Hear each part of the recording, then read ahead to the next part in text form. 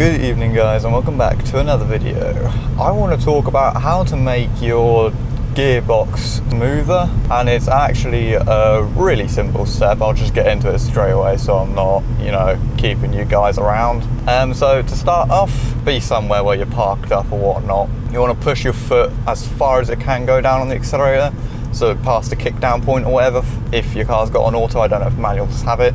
So once that's down, then turn your ignition on and start a countdown for 60 seconds, or count it, a stopwatch, your timer on your phone, anything like that for 60 seconds.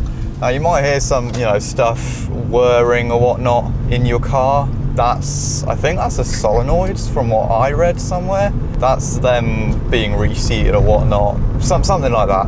But once that minute timer is done, then you want to turn off your ignition or whatnot, then take your foot off the accelerator, lock your car. If you've got folding mirrors, make sure they fold in or whatnot so you know it's locked, or just hear the acoustic locking sound, like the lock's literally locking. Then once it's locked, unlock it again with your remote and then put your key in and then drive away. Don't rag about on the first one because the gearbox is learning how you drive, so I don't think they'll do any damage if you rag it about. But if you're driving sensibly or smoothly, you kind of want it to learn to that in a way. I done that, and just on the drive home from work today or whatnot, and just going out now, it feels so much smoother. It's night and day difference, to be honest. So that's that's probably, obviously your gearbox oil can help if it's a bit old, you get it, but that's the one thing that I'd done, and that's really changed the way this has felt for me. Now it could be because in my case it was the previous owner would have driven this a different way. No one drives a car the same way, so I don't know if the driver before drove this more aggressively or calmer, but it certainly feels smoother on the upshifts and downshifts and so on. So it might be the fact that, I don't know, maybe your parts like your gearbox is worn down a little bit more, so I don't know, it might need to be recalibrated to that, because when you do it, the gearbox learns, I believe, so basically you have obviously clutch packs in a DSG or whatnot. Each you got first all the way up to 7th gear and so on. And obviously the more you use them, the more they get worn. So I think when you reset them, the car understands how worn they are, and then can obviously adapt to make sure it's a smoother gear. You ain't gone away, are you? Nope. Nice one. I didn't even say thanks. What a horrible person. Anyway, I think the gearbox learns based on how used your clutch packs are as well, and then obviously how heavy you go on your foot, when it changes gear. However it works, it's incredibly smart, that's all, and I really like it. Because just from the drive home, it felt a lot more alive, to be honest, when I restarted it. It was very jumpy off the line, and that might just be it calibrating, but after the first drive when I got home, turned my car off, parked it up for a little bit, and then now I'm going out just for a little drive, it feels a lot smoother. Now I don't know if that was it, kind of saving everything when the car turns off. It's okay, this is how he drives, let's save that, let's remember that, all of that. I don't know, I didn't make this DSG gearbox. Trust me, if I did, I would probably be in an RS5 or an RS6, But yeah, they are very complex gearboxes, but they work very well when you have them kind of tuned to yourself. So just do that, see how it is. If it's still a bit jerky, I'm going to be honest, I don't know what to do at that point. I haven't got to that point yet. Woo. But just when you do reset, make sure you hear a little a little mechanical whir down from the center of your console under this navigation wheel. That's where I heard mine, and that's kind of how you know it's reset it or whatnot. So yeah. Oh, yeah, you might want to. What is it with people not knowing how to drive? I mean, I'm probably not the best driver as well, being quite young, so I can't really say I'm the best one, but oh, look at this traffic. Lovely, I've got to come back in this. But yeah, I mean, they're great gearboxes, and they are really smooth. And the only reason I've done it was because I've recently got a Golf Mark 7, and I'll get more on that in my future videos, and I'll obviously do a drive in the Mark 7, and I'll explain why I got it and all of that and so forth. But it was noticeably smoother than my S3, and that got me thinking. I was like, something's not right here, because the Mark 7 also has double the miles as this has, or nearly double the miles, yet the Mark 7 TDI is just a 2.0 TDI. It's not like a GTI or anything. I just wanted something fuel efficient for dailying, because this is a drinks fuel like no tomorrow. But it got me thinking, when I drove the 2.0 TDI's gearbox on the way home, it was so much smoother than this. Now, I don't know if it's a petrol or it's a diesel or what, but it just got me thinking. It's like, something's not right with this gearbox here. So I've done some digging and done a gearbox, like just reset the gearbox essentially to learn, and it's felt immaculate. Even after one drive, like one 30-minute drive, it learned pretty quick how I drive. So I'm quite happy, because now my gearbox is feeling smoother than butter or whatever. But yeah. On a different story though, my mother has an Audi A1, and that's where it stemmed me liking Audis. As I drove her A1, and it was just, I just enjoyed the Audi so much. I enjoyed the gearbox, I enjoyed how they all felt. I just like Audis now because of it. And recently she messaged me, because I'm going away in a few weeks, and she messaged me like, can I use your car to get up to Birmingham for the airport? I was like, Now if you know anything really, everyone's like, oh, never buy a car in Birmingham, or, you know, because people kind of trash them. Obviously buying and, you know, keeping a car in a car park is a bit of a different situation, but like, I've heard many of my co-workers say their car's been stolen from Birmingham. So I asked her, because obviously she said we were going to take her car. I was like, okay, well, what's wrong with your car? She's like, oh, double red lights. So yeah, I asked, I was like, what's wrong with your car then? And she's like, oh, well, I was driving and I had a red oil light come on saying it's got low pressure. You must like come to a safe stop or whatever. Like, yeah, that's not good. So I was asking her, I was like, oh, do you know when your oil was last? And she's like, no, don't know that. I was like, okay, have you checked your oil recently? She's like, yeah, there was nothing on the dipstick when I cleaned it or whatnot. I was like, right, that'll be a problem. I don't know how your engine hasn't blown up yet. So I said to her, I was like, all right, I'll come check it, you know, just in case she hasn't checked it right. You can't really not check oil right. Put your dipstick in, take it out, clean it, put it back in, check your oil, obviously permitting it's a level ground and you haven't just ran your car. Ideally when it's cold, so that all the oil has sunk to the bottom. Quick side note, let's see when we turn down there if I can get up to 30. I think before I upshift I'll be at 30.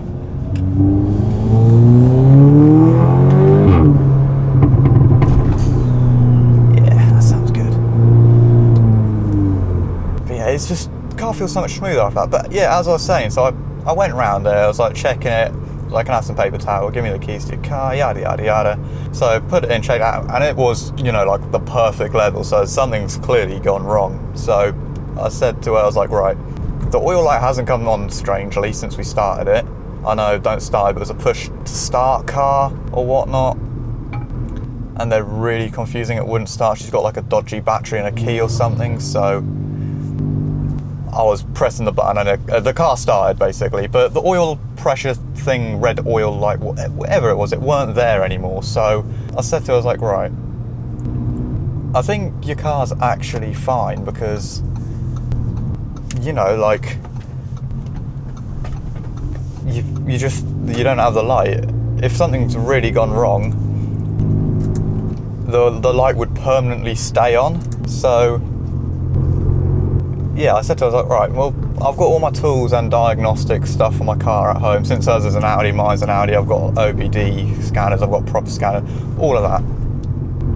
So I said, come to mine. She's like, okay, I'm just gonna get some fuel first, then I'll come to yours. So she, you know, come to mine. I put the scanner in. There's like absolutely nothing wrong with the car. You know, no previous faults saying any low oil pressure, no nothing like that. So I don't know if any of you guys have any experience. Let me know what that could have been, because yeah, I ain't got a Scoobies, if I'm honest. Maybe it's a sensor going, maybe, what else? It just had a brief blockage in the oil system, however that runs, the pump, not sure.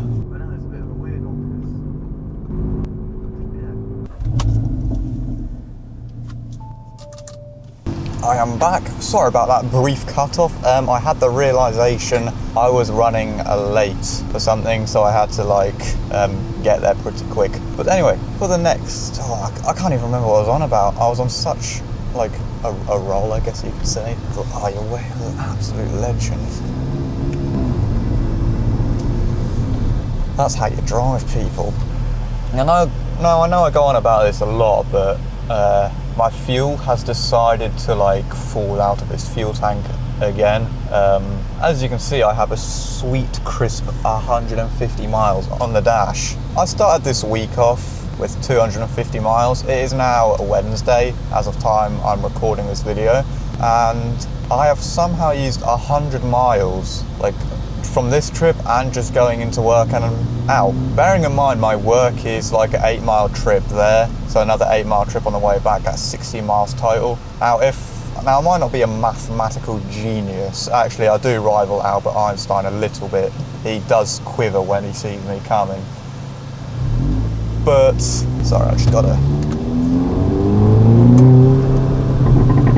Oh, them pops. But 16 times 3, 16, 32, 48, that's 48 miles. How have I used 3 times that on my estimated trip in 3 days? I don't know. And it's like I saw some of the comments in my videos where I'd done the MPG test. Yeah, it was on long roads and I got like 42 or something, and that was actually the one time this car performed. That is really cold, let's turn it down.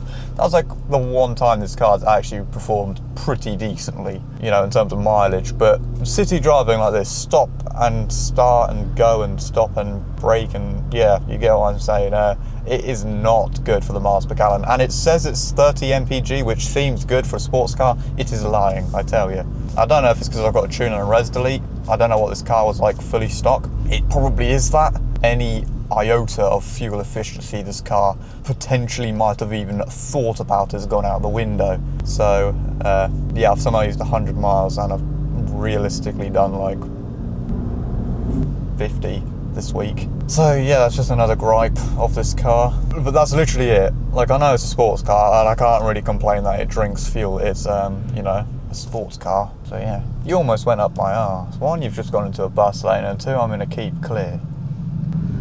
Whatever. Good old Audi A3. I don't mind them. I would have liked one of them for my daily as well. But I would have thought it'd just been a bit too similar. Now you might be saying, I've just got a Golf TDI on Mark 7. That is pretty much an Audi A3, but a different badge. There are like, unironically, little quirks about this Mark 7 which make it feel more premium than this S3.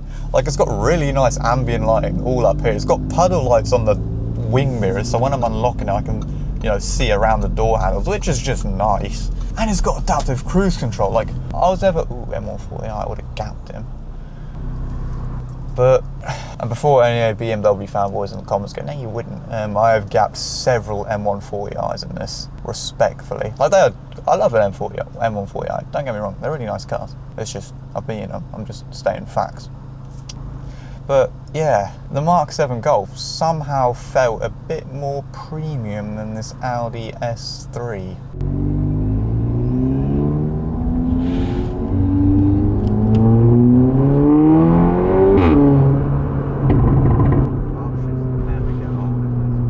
I know it's a 4-cylinder, but I'm telling you, the EA888 engine is like the best 4-cylinder 2-litre out there, I don't care.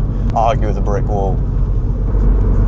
But yeah, the Mark 7 Golf, it does, like, this car, when you get in it, the S3, it, you know, it just screams performance and that it does want to go quick. And I never really thought that until I got on the Mark 7 Golf. But the Mark 7 Golf unironically feels, it's got a tad bit of a luxury side to it. Like, I mean, there's a small thing on the infotainment screen. When you put your hand towards it, it's got like a motion sensor at the bottom. So when you put your hand towards it, it'll bring up all the settings for you and say where you can tap. And then when you take it away after a little bit, it will bring a more sleek, minimalistic display. And it's just like those little things which make the car feel luxurious, you know what I mean? Like, no, it don't got pan roof, no, it ain't got no sports seats, it ain't got digital dash, ain't got, just, yeah.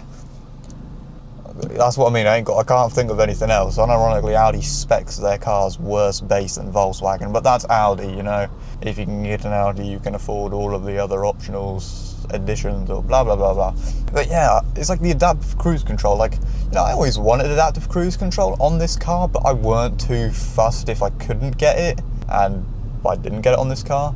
Ever since trying out on the Golf Mark 7, oh my goodness, it's so nice. Like, especially in a situation like this, I wouldn't have to drive. The car would stop for me, and I'd just either press the resume button on here, or I'd tap the accelerator and it would go. It'd keep a safe distance. It would stop all that for me. And the Golf Mark 7's got that for some reason, and it's really nice. But enough about the Golf Mark 7. I will talk about that in a separate video when the time comes. This car, I'm genuinely so surprised, but this feels so much smoother now after just doing that, just the gearbox reset. It's actually insane. Like, the way I'm now driving is I'm trying to drive for the gearbox to make it smooth, but I can now set off how I want and not worry about it. And it does it perfectly smoothly, because I used to have a problem where if I pulled away in first gear, it would kind of go a bit high in the revs and then catch up. I don't know what that was about. Maybe the previous owner did kind of drive us a bit heavier than I do, but it's just even smoother than what it used to be, and it is chef's kiss. I'm sorry if you guys are bored, by the way. This is like just traffic simulator right now. Holy paint spots on that Mercedes, man. Why is it so bad? Oh, I guess rush hour. Rush hour, although why do they call it rush hour when no one's rushing anywhere? Oh, how do I do it? How am I so funny, guys? I don't know. You know what I'm imagining right now is like that kind of crazy Squidward picture where like the parent of the two children, I think it's two children, is like ushering them away from like crazy Squidward. That's what I imagine I look like right now. Yeah. To be honest, I've never actually heard of any four-cylinder hate. I only know of four-cylinder hate, but someone like literally straight pipes it and it just sounds like cheeks. I mean, I think a res delete on a four-cylinder is perfect. Now, I'm not saying that because I have it and I don't have anything else, but it's not too loud, you know, but you get that little bit more spice, whereas from the factory, it just sounds like someone screaming in a pillow. This guy's doing a crisp 20 in a 40, you're riding up the side of that gravel wall, now in the middle of the road, but you know, that's fine. His insurance is only like 50 quid a decade, that's fine.